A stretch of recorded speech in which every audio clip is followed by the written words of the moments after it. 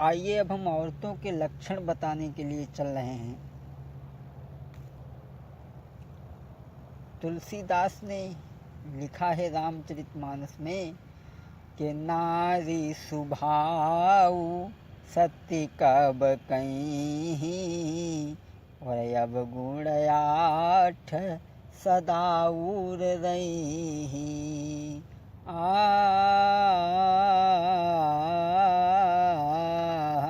नारी सुभाऊ सत्य कब कहीं अब गुण आठ सदा उर रही।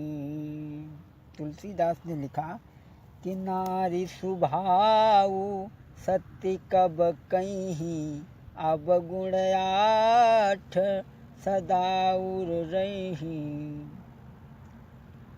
स्त्री के अंदर 8 अवगुण होते हैं। उनमें सबसे बड़ा अवगुण है कि मोहिन नारी नारी के रूपा पन्नगार यही रीत अनुपा। स्त्री स्त्री को देख करके मोहित नहीं होती। स्त्री स्त्री की बढ़ाई न तो कभी करती है और न तो सुनती है।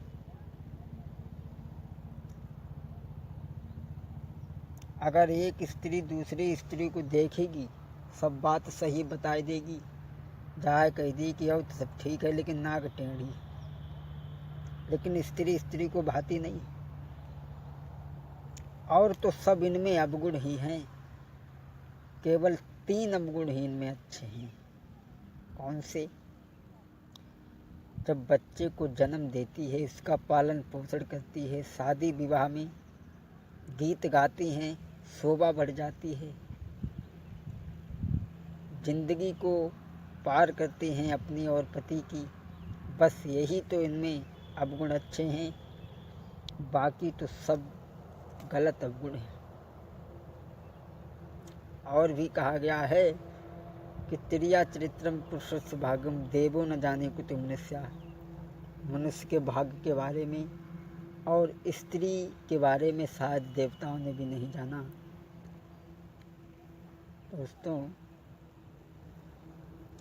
मेरी समझ में तो केवल यही आया कि नारी जो करे सो करी छोड़े, नारी जो करे सो करी छोड़े। मेरा मतलब है